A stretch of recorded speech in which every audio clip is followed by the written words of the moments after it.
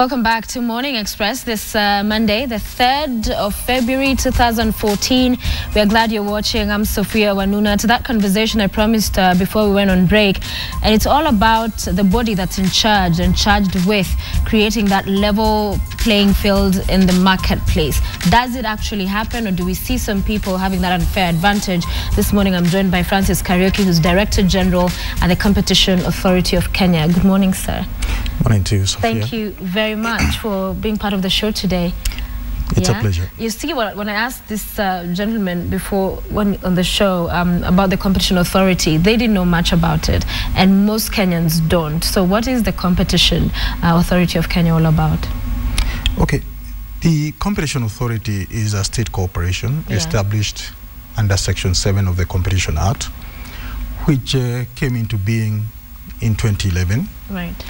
And the mandate of the Competition Authority is to safeguard and promote competition in the national economy. And number 2 is to prohibit and control abuse of conduct in the market. Right. And also to protect consumers from misleading advertisements and other safety issues.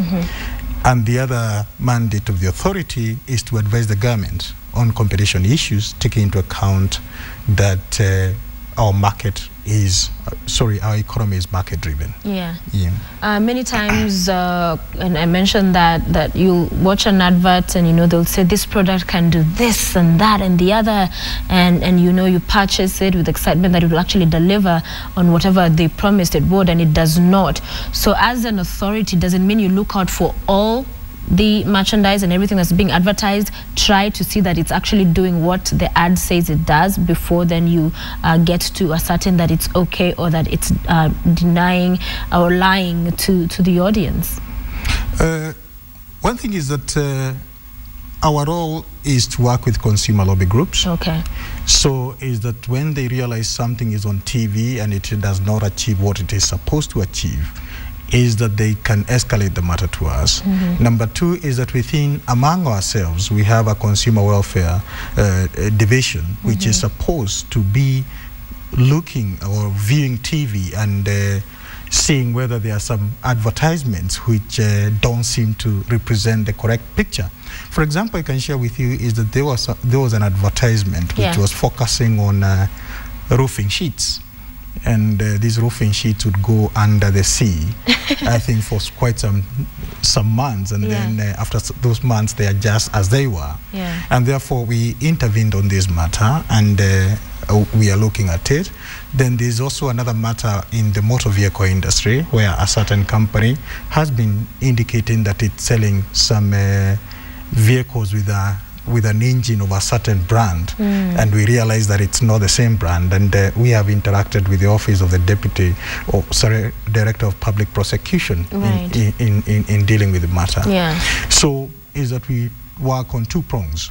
Ourselves is that we look at the TV, we view the TV and see whether there are other deceptive advertisement, and also we work with the consumer lobby groups to escalate the matters to us. Okay. And of course, some would argue in some sectors you will find that some entities or some companies or organizations will look or seem to have an unfair advantage. Their dominance is, quite unique if you look at it from the wider scope. How then do you come in such situations? Sophia, let me share this with Kenyans. Dominance is not bad. Okay. Because you can gain dominance through your own innovation, through your own efficiency. However, when you're at that dominant position, if I may use the common language, are you bullying people? Yes. Are you abusing your dominance position?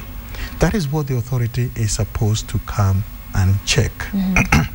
And the abuse of dominance could be in many ways. One is that you're foreclosing in terms of all the supplies, inputs to the sector, is that you have exclusive agreements with all the distributors of inputs or outputs. The number 2 is that you can abuse your dominance by what we call predatory strategies.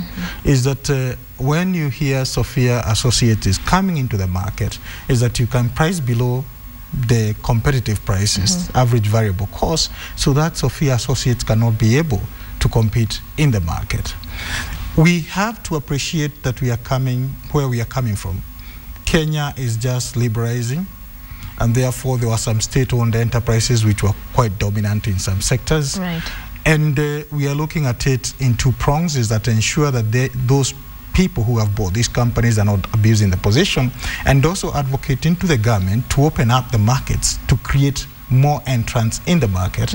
So it's a two-way we are approaching it. Okay. Look at the regulations, which may be propagating the dominance, and then number two, the guys, the incumbents, are not abusing that dominance through what I had articulated earlier. All right. So somebody would give, for example, an example like Brookside. You know, when you're talking about it's coming in and you hear of buying out so-and-so, competition, then that leaves you almost alone, and that in itself, then you can do anything, someone would argue. So what do you tell people who look at these organizations as trying to do and achieve that kind of bullish dominance? It's good, Sophia, you've asked this question, because I wanted to get a chance and explain to Kenyans in regard to that matter you've highlighted. When we are analyzing a merger, there are so many fundamentals we look in a market. And to go back to what you have been just mentioned, Brookside, I think it's Brookside-Buzeki merger. We have to be aware there are 5 billion liters of milk produced in Kenya. Out of these 5 billion, it's only 2.1 billion reaches the market. The rest is retained in the household. And why is it retained in the household? Because the companies, maybe they don't have the capacity to reach those households. Number two, the infrastructure may not be conducive for the companies to reach those households. So we have only 2.1 billion liters of milk reaching the market. Out of these 2.1 billion liters, Sophia, it's only 500 million liters which are processed. Right.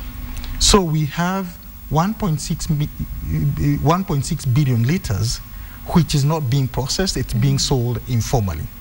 So where these companies are, the processors, they are just playing around with 500 million liters when the 4.6 billion liters, it's not being processed.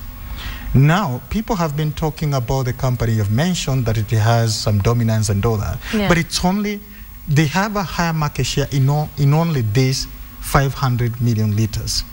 Okay. So not in the entire field? Not in the entire field. However, is that we were also concerned that they can have dominance there in this market, but do consumers have an alternative? And what we did is that it was unfortunate that we used this proxy, that during that time is that the VAT issue had come, and therefore the prices of milk had gone up. And what happened, Sophia, is that the sales under the processed milk went down by 18%. Okay. What does that mean? People moved to the informal sector, and therefore it means it offers a competitive pressure to the processed milk. Look at today's newspapers. I think one of the print medias, the prices of milk have gone down by about 2 shillings. So if at all we didn't analyze it this way, if at all it was causing dominance as it was portrayed, what could have happened? So there are very many fundamental issues we look at. Then number two is that we have about 8 processors now.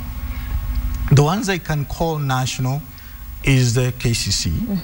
We have Brookside. We have Githunguri, which is coming up. And we have the one producing Daima, Samia. And it came out, it entered the market just the other day, and it has gained about 7% of the market share. What does that mean? Is that there are opportunities of growth.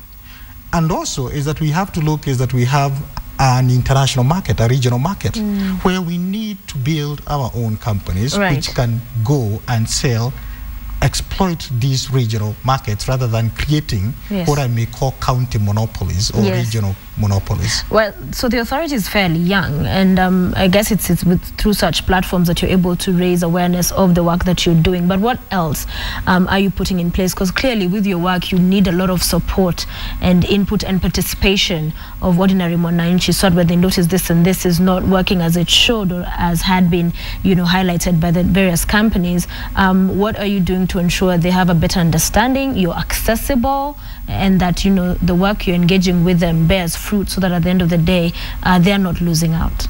Okay, thank you. One of the things, and I had mentioned earlier, it's working with the consumer lobby groups. Okay. One thing is that I would like to tell the Kenyan consumers is that you have the biggest weapon. That is that shilling which is in your pocket. Yeah. Is that you can determine what a company produces. But unfortunately is that we have not been having very strong consumer organizations in the country, and what we are trying to work with is those few we have, so that at least they can create awareness of our existence, and also they can be dealing with consumer problems at that level.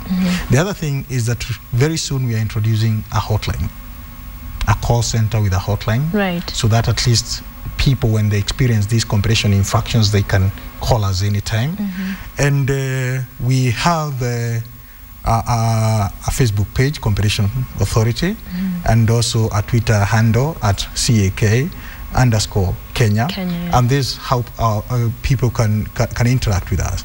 Then the other issue is that we are interacting also with the universities in terms of creating research, so that at least when they are creating research, they can tell us that these issues, we have more problems in this kind of areas, so that at least we can be able also to accelerate our regulation through those areas. Okay. And what would you say, the further that you have been able to work, some of the cases you've been able to arrest, situations that you've been able to sort of deal with so far?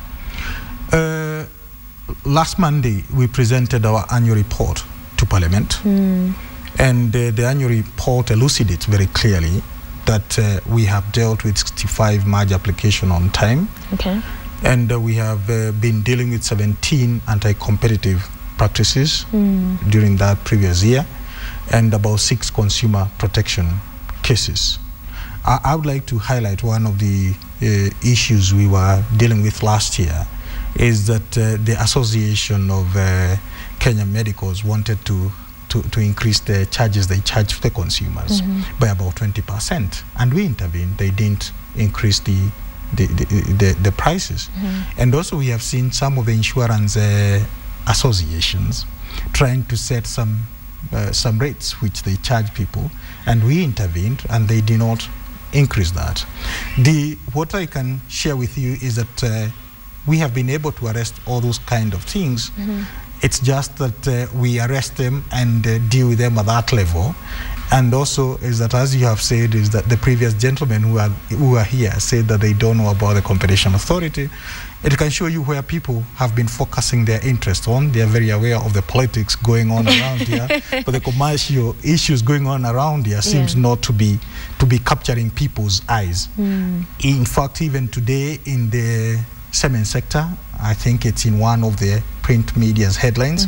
Those are some of the things we are doing. You're looking at.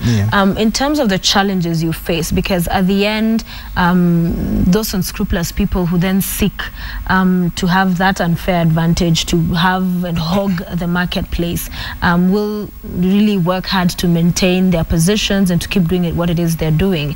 So they will not let off easy. So what are some of the challenges you face in trying to balance the marketplace? Yeah, challenges, they're always there. And one thing is that, as Rupert Murdoch said sometimes back, monopoly is good until you have one. Yeah. So when someone has that position, of course, you wouldn't want to let it go. But the key thing is that if you face someone with facts, having conducted research, and that is where also we are interacting with the Kenya National Bureau of Statistics, that we have data, we have research, data which is driven by research and all that, so that at least when you are approaching a certain sector, is that at least you are informed. And the moment you're informed whether someone is a monopoly and is doing 1, 2, 3, 4, you can easily be able to deal with them. And so what we are doing is that approach the markets with research, with the data, and you'll curtail that kind of challenge. Number two is that the other challenge we are facing is that from our supply institutions, that is the universities, are we producing outputs which can be employed in the Competition Authority? Right. I can say right now, no. But there are initiatives towards that. We are soon going to sign an MOU with one of the universities to motivate them to start training and producing outputs which we can employ. Because, Sophia, is that training one competition expert, it's taking about 5 million Kenyan shillings when you take the person to Europe.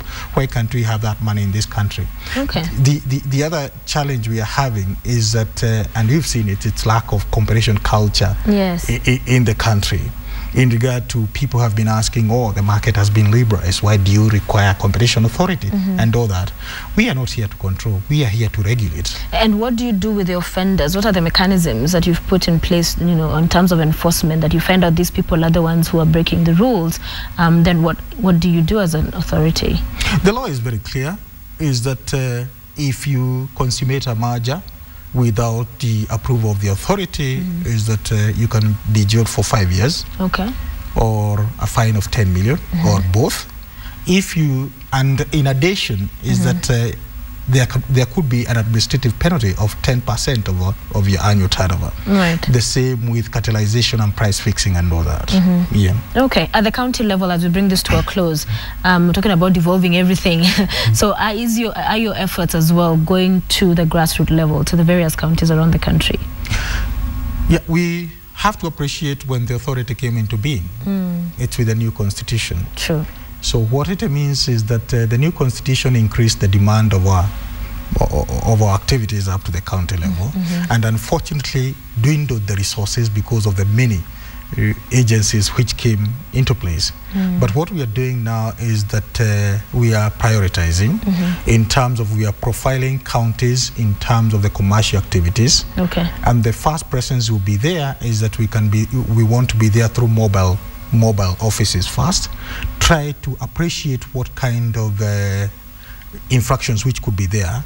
Later, maybe we might graduate into satellite offices. All right. The other issue is that we want every year to be having an annual interaction with the county governments, because even some of the regulations which we have seen coming from the county governments is that it might be impossible for an investor, when coming to invest in Kenya, when you tell an investor you're supposed to invest within this framework, and when he goes to another county, he realizes it's totally a different framework.